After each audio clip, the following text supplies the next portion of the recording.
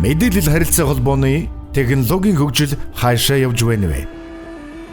Манай улс энэхүү хөгжлийн чухам хаана нэж дэлхийн нийтийн технологийн хөгжилтэй хэрхэн мөр зэрэгцэн алгах вэ? Энэхүү асуултанд хариулахын өмнө хүн төрөлхтний хөгжил дэвшлийг тодорхойлж, бидний өдөр тутмын амьдралын салшгүй хэсэг болж тоглоомын дүрмийг өөрчилж байгаа технологиудыг харцгаая.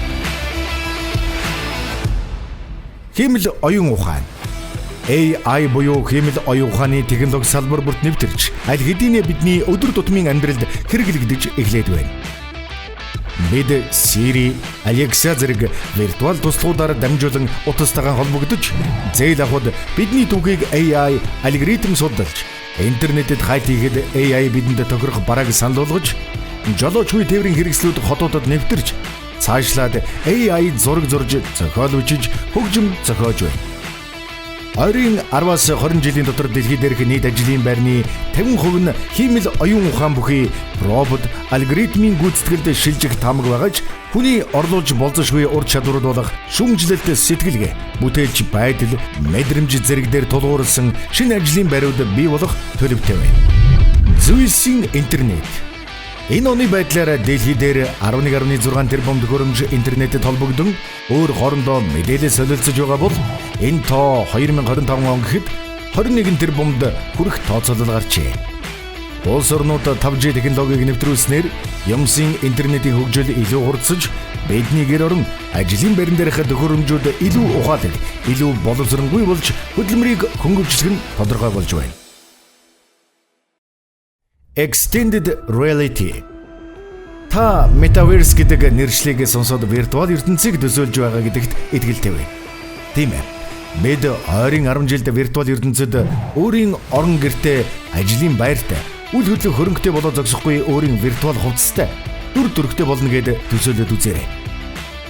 Энэ технологи руу Google, Apple, Facebook, Microsoft зэрэг том тоглогчид орж байгаа ба хүн төрөлхтнийг бодит болон виртуал хоёр ертөнцид зэрэг амьдрах ирээдүй хүлээж байна. Сансар судлал. Ойрын 15 жилийн дотор дэлхийн нам орбитын байршилд 5-6 компани 100,000 гаруй хиймэл дагуул хөрч дэлхийг бүргсэн хиймэл дагуулын бүлэг сүлжээ үүсгэх төлөвтэй байна. Энэхүү өрсөлдөөнд SpaceX, OneWeb, Telesat, Galaxy Space зэрэг компаниуд оролцож дэлхийн аль ч өнцөгт оршин суугаа хүн бүрт хязгааргүй өндөр хурдны интернет, юмсын интернет, 5G сүлжээнд холбогдох зэрэг үйлчилгээнүүдийг санал болгохоор бэлтгэж байна. Мөн цаашлаад ангар гарагийг эзэмших, саран дээр сансрын дамжин өнгөрөх бааз станц байгуулах, сансрын аялал хийх зэрэг хүн төрөлхтний мөрөөдөл байсан санаанууд бодит ажил болоход ойрхон байна. Дэлхийн улс орнуудын хөгжил дэвшил, иргэдийн өдөр тутмын амьдралын хэвшилд технологийн хэрэглээ онцгой байр суурь эзэлж буй тул бид энэхүү технологиудыг нэвтрүүлэх, эзэмших, оролцох, өрсөлдөх шаардлагатай билээ. Энэ хүрээнд Монгол Улсын засгийн газраас мэдээлэл, харилцаа холбооны технологийн салбарыг улс орны заачлалын хөгжилд тэргүүлэх ач холбогдолтой салбар гэж үзэн цахим хөгжил, харилцаа холбооны ямыг байгуулад байна. Монгол Улсын засгийн газрын үйл ажиллагааны хөтөлбөрт бүх салбарт цахим шилжилтийг хурдсгаж, цахим засаглалыг төлөвшүүлэх зорилт дэвшүүлсэний дагуу тус яамнаас 2021 оны 12 дугаар сард цахим хөгжлийн багц хуулиудыг улсын хурлд өргөн барьж батлууллаа. Мөн төрийн үйлчилгээг цахимжуулах e-Mongolia системийг бий болгож, төрийн 61 байгууллагын 684 үйлчилгээг цахимаар үзүүлж эхлээд байна. Монгол улс 2023 оноос 5G технологиг нэвтрүүлэхээр бэлтгэж байгаа бөгөөд 5G сүлжээ бий болсноор дээр дурдсан технологиуд бидний өдөр тутмын амьдралд илүү гүнзгий нэвтэрч цахим шилжилтийг хурдсгах нэгэн суур нөхцөл болох юм аа.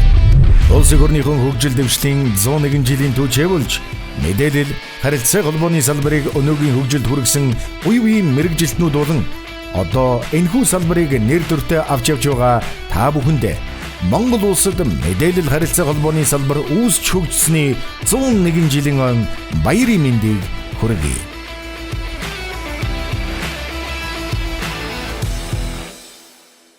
Ирээдүйн зүг хамтдаа.